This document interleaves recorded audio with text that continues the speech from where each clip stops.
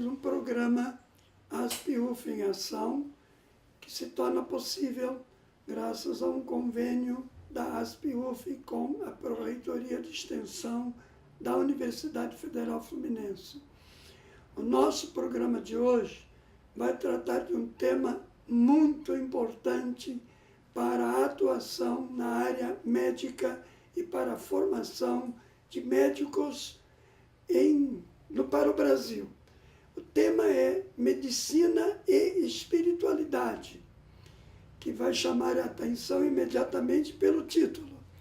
E para tratar deste tema, nós temos o prazer de ter aqui o professor José Genilson Ribeiro, que é médico formado pela Universidade Federal do Sergipe, tem mestrado e doutorado em medicina pela UERJ, coordenador do Departamento de Cirurgia da Universidade Federal Fluminense. É professor da UF nas disciplinas de Urologia e Medicina e Espiritualidade. Tem também a experiência de uma residência desenvolvida na França, em universidades francesas. Professor, agradecemos muito a sua presença, a sua participação em nos trazer um assunto tão motivador e tão importante. Então, a primeira questão que ele passa seria como e por que surgiu essa disciplina ou esse interesse em trabalhar medicina e espiritualidade. Eu agradeço a oportunidade de poder estar com todos vocês, os nossos ouvintes, né, o pessoal que assiste os canais da mídia, de modo geral, na internet, e agradeço principalmente ao professor que nos convidou para poder estar aqui com vocês. Essa disciplina surgiu há muito tempo, ou seja, foi uma junção de um interesse, de um desejo particularmente pessoal, porque ao longo da minha vida eu sempre desenvolvi a espiritualidade na prática médica, seja no consultório, seja no ambulatório dos hospitais onde eu trabalhei, os hospitais públicos e privados, mas não atentava ao fato de poder, quando chegasse na UF, poder implantá-la. Isso surgiu através de um professor, um amigo pessoal, chamado Sérgio Felipe de Oliveira, que ele trabalha em São Paulo, ele desenvolve esse tipo de atividade em São Paulo, já labuta na medicina e espiritualidade já há algum tempo, e ele veio dar um curso aqui em Niterói, na própria universidade, e nós fizemos parte desse curso. Começamos a frequentar durante um certo tempo e depois houve o convite de nós criarmos uma disciplina na universidade. E assim o fizemos. Na época eu era subchefe do departamento, conversei com os meus colegas, durante a reunião do departamento nós fizemos a solicitação para que a plenária do departamento pudesse aprovar, foi aprovado, depois fomos à instância superior do colegiado da Faculdade de Medicina, foi aprovado, e nós começamos no ano passado, no primeiro semestre de 2017, a lecionar essa disciplina para os alunos. Acreditamos que no Brasil o trâmite que foi colocado tenha sido pela primeira vez. Existem ligas, existem núcleos de estudos em outras universidades, mas a maneira como foi colocada, ou seja, seguindo todas as instâncias evolutivas para que uma disciplina pudesse ser colocada, assim foi feito. Então, começamos a lecionar para os alunos de medicina, não importa qual período. Nós achávamos que na época os alunos deveriam ter contato já, seria depois do 5º período, mais ou menos, em que já tivesse tido contato com os pacientes, mas vimos que essa prática se redundou, digamos assim, porque a disciplina era de uma maneira muito mais teórica do que propriamente prática. E hoje nós abrimos para os alunos de todos os períodos. Tá? Existem alunos no internato já prestes a se formar, como alunos das cadeiras mais básicas, no início ainda, mas como o pensamento é apenas tentar trazer um aspecto da espiritualidade no cuidado do paciente, nós acreditamos que estamos tendo esse Então, sentido. Ele está focado muito no cuidado do paciente. Perfeitamente. Porque muitas vezes a gente ouve críticas ao médico, dizendo que o médico cuida mais da doença do paciente do que do paciente.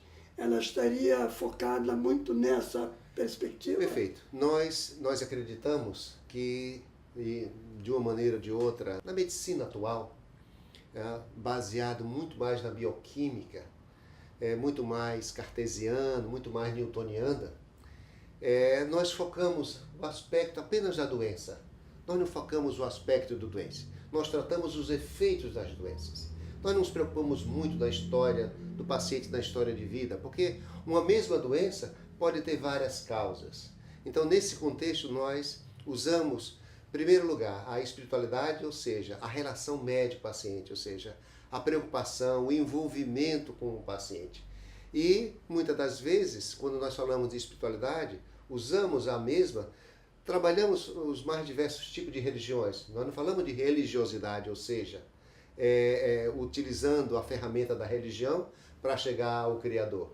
Nós usamos a espiritualidade. Muitas vezes, um médico ou um aluno ou um paciente pode ser ateu, por exemplo, mas, no entanto, ele tem uma espiritualidade em si. Tem valores éticos, valores morais de tal maneira que transcende tudo isso. Então, diante desse contexto, quando nós orientamos os alunos em sala de aula, é para que ele possa ter uma ideia de que, usando a ferramenta da espiritualidade ou da religião que cada um dos pacientes possa ter, utilizá-la em benefício próprio. Né?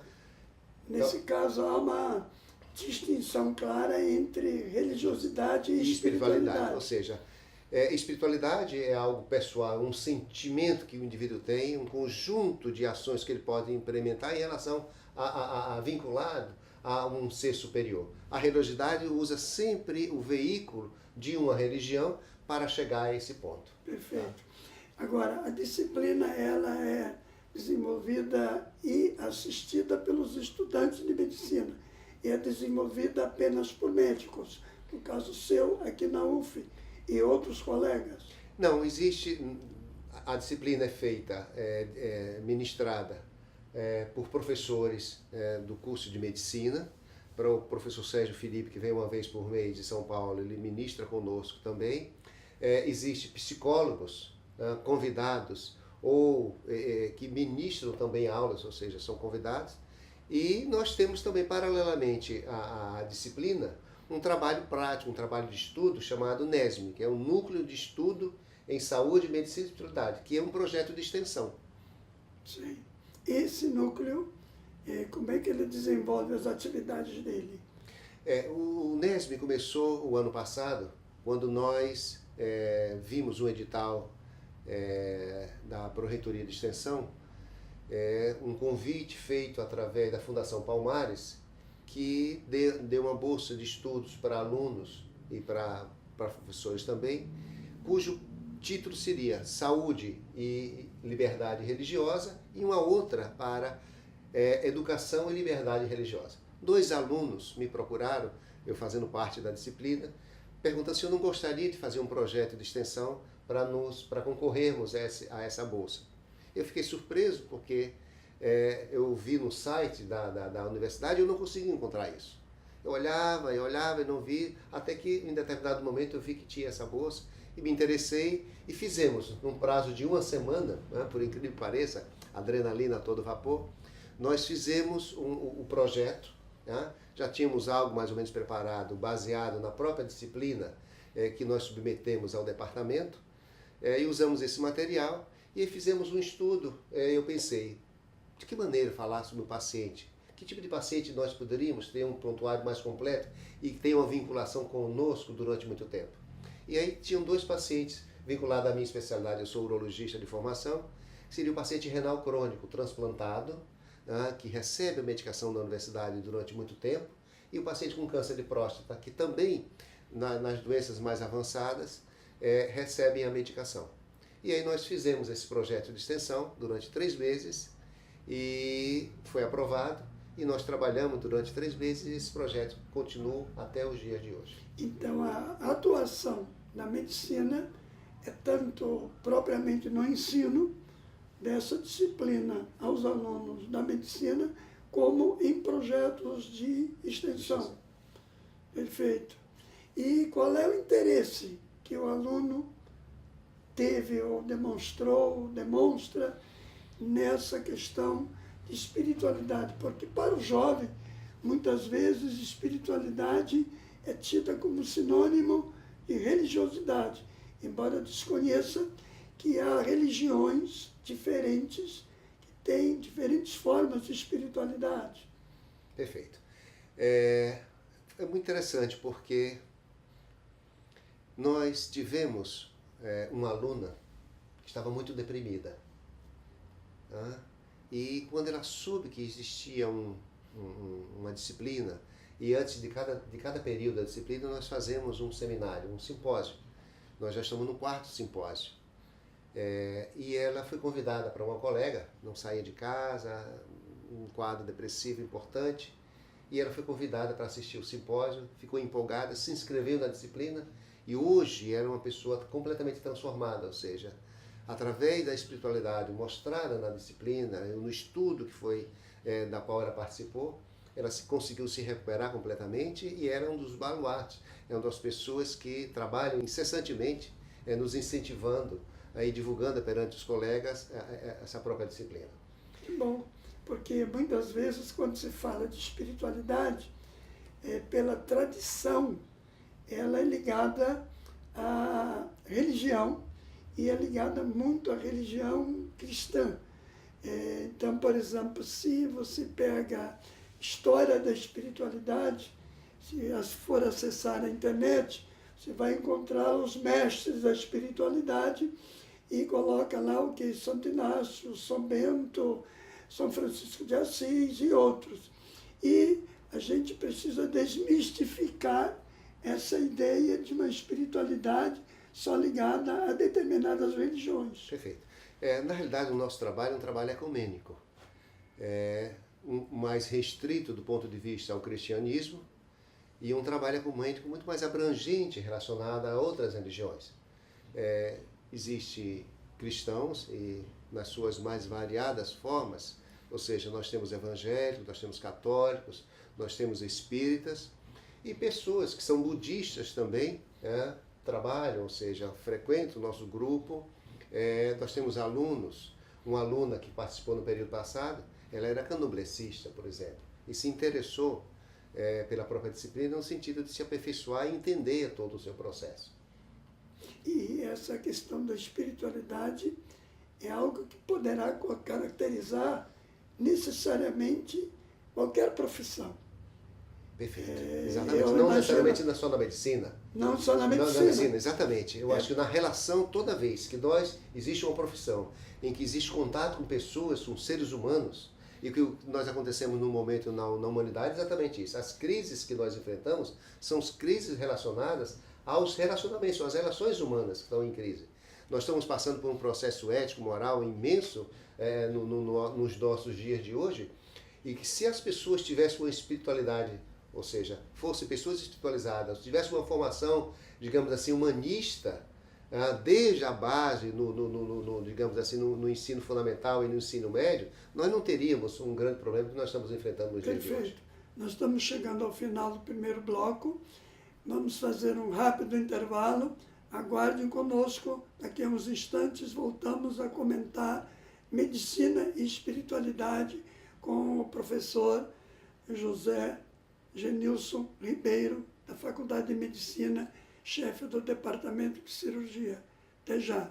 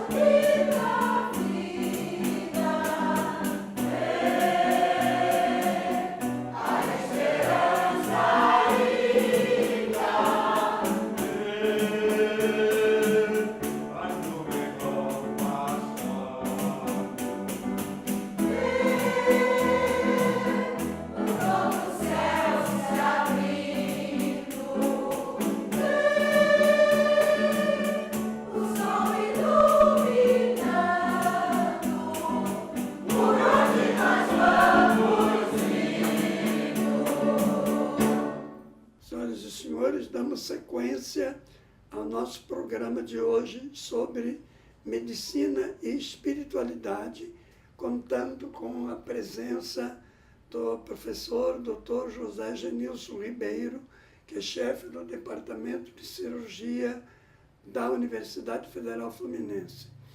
Professor, ao final do primeiro bloco, o senhor estava abordando a questão da importância da espiritualidade para o tratamento do médico com o seu paciente, porque diante de observações que se fazem muitas vezes, o médico atende e quer saber da doença do paciente e não do paciente da sua vida. Semelhante a isso, a gente poderia migrar para a percepção de outras profissões. Por exemplo, eu sou professor. Um professor que não tem a vibração e a ligação com a vida do seu aluno, ele tem um alcance muito mais restrito do que aquele que tem o contato com o aluno, não o número da chamada.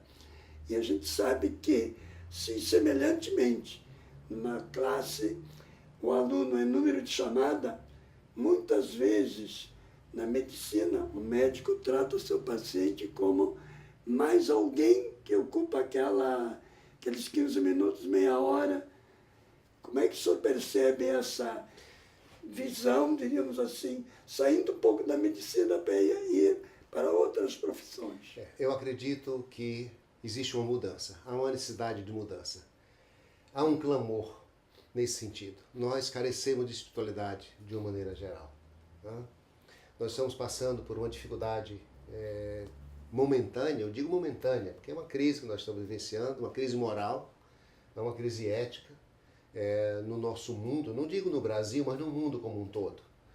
E as pessoas que de uma maneira ou de outra têm um certo grau de religiosidade, mas principalmente, vamos falar de espiritualidade, porque é um sentimento ético, é um sentimento pessoal. Então, nas relações humanas, de um modo geral, seja como professor, seja como psicólogo, a terapia de um modo geral, seja num advogado, ou seja, no entendimento, no relacionamento com o seu cliente, se o indivíduo tiver um sentimento mais elevado de humanidade, um sentimento de amor perante o seu próximo, nós não veríamos o grau de dificuldade que nós estamos enfrentando no dia de hoje. Então, o mundo está carente de amor.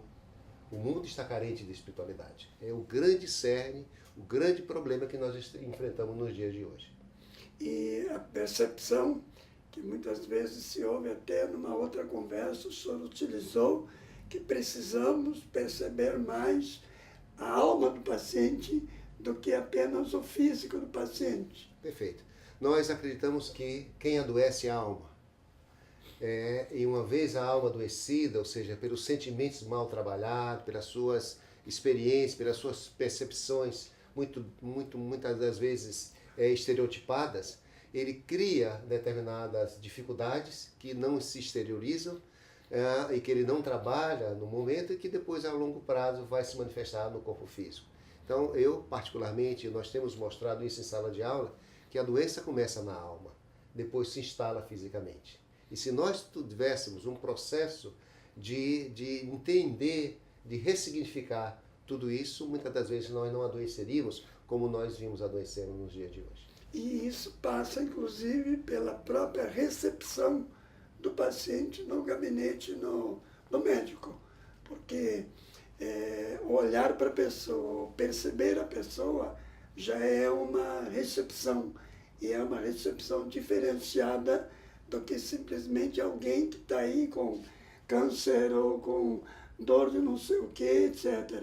E muitas vezes poderia ticar num computador os sintomas que ele tem e ter lá no final o medicamento. A própria medicina precisa ser um pouco desmedicinizada no sentido da utilização do medicamento. E, de repente, uma das alternativas é essa percepção mais humanizada, mais humanizadora, sei a minha percepção. Perfeito. Nós tivemos um seminário no período passado em que nós falamos sobre high touch ou high tech, ou seja, Vamos usar a tecnologia ou vamos tocar no paciente? Vamos examinar o paciente, vamos ver o paciente, o aspecto, digamos assim, do sentimento, das emoções do paciente.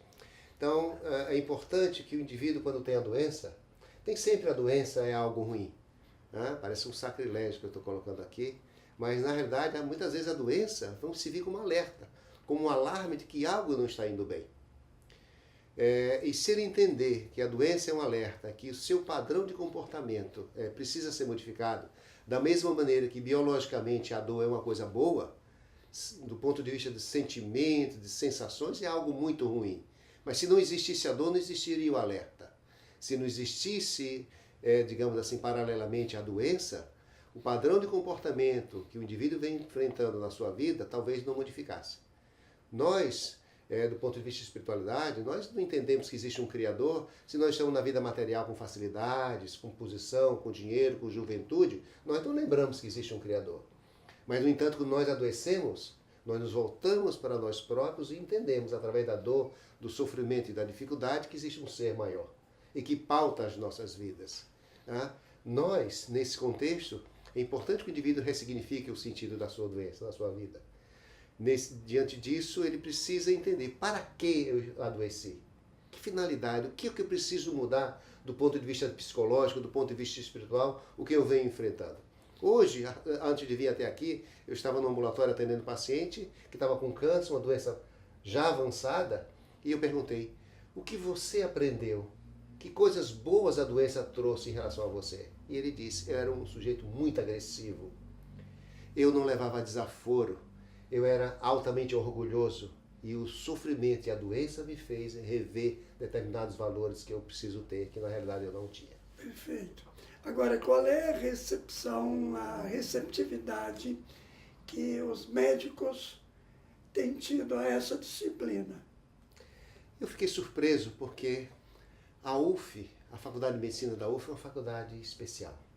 Eu já trabalhei em outras universidades e Niterói tem algo diferente.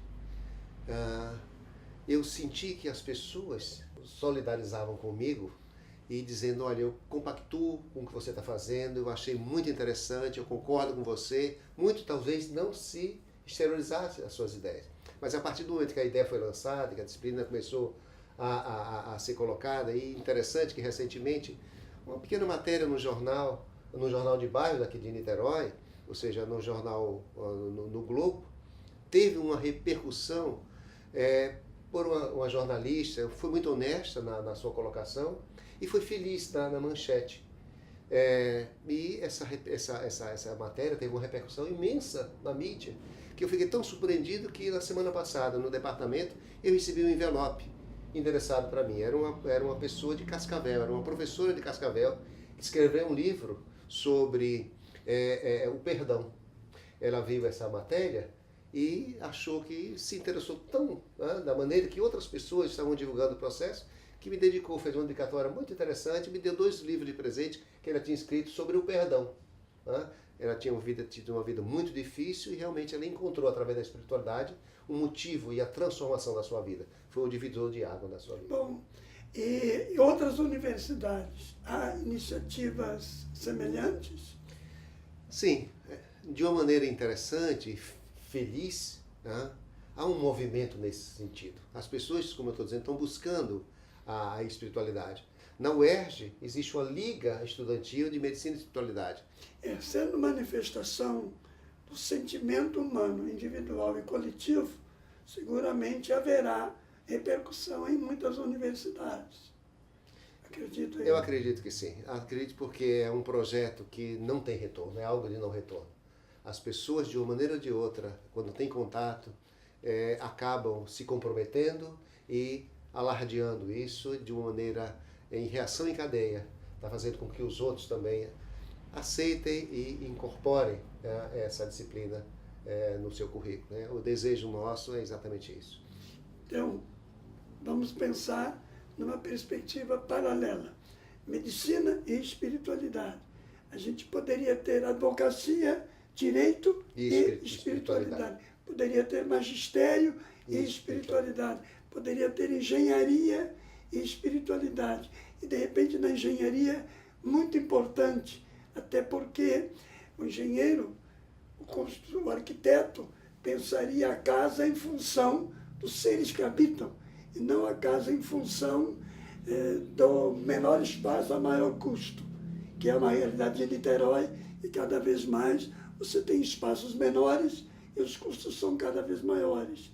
Quer dizer, não é uma percepção humanizadora da engenharia e da arquitetura. Perfeito. É uma visão economicista. Perfeito. Nós poderíamos ter veterinária e espiritualidade. Por que não lidar com os nossos animais que nós amamos tanto? Por que não nutrição e espiritualidade? Por que nós temos que matar os nossos animais inferiores, os nossos irmãos de humanidade? Nós achamos um cãozinho muito bonitinho, mas nós matamos um porquinho. Mas são animais. Por que nós os alimentamos, criamos de uma maneira galinhas, frangos, de uma maneira desumanizada, como nós fizemos? Por que nós, hoje em dia, a medicina e a ciência criou um vínculo de tal maneira, um conhecimento tecnológico, que não nos permite ter. Não é necessário mais nós matarmos animais inferiores para nos alimentarmos. Por que não usar a espiritualidade nesse contexto também? Nós estamos num mundo capitalista. E o mundo capitalista, lamentavelmente, olha os lucros. E a humanização não olha os lucros, a não ser os lucros humanos, lucros do relacionamento. E parece que a diferença está muito nessa cunha. Então, mas isso é um processo de transformação interior, é pessoal. Cada um, lento e gradualmente, se modifica, modificando-se a célula, modifica-se o tecido orgânico, modifica-se a sociedade. Muito bom, professor. Nós estamos quase chegando ao final do nosso segundo bloco, final do programa. De repente, o senhor quer passar uma mensagem maior, ou à nossa universidade, ou à nossa sociedade, a todos os que nos estão acompanhando. Eu queria dar a última mensagem seguinte: nós estamos carentes de espiritualidade. Em todas as nossas atividades, tudo que nós fazemos, é preciso que nós entendamos que nós estamos num processo de passagem da vida. Aquele indivíduo que acha que nós nascemos no berço e que nós morremos no túmulo e tudo se acaba, qual o sentido da ética? Qual o sentido da moral na nossa vida? Se tudo se acaba.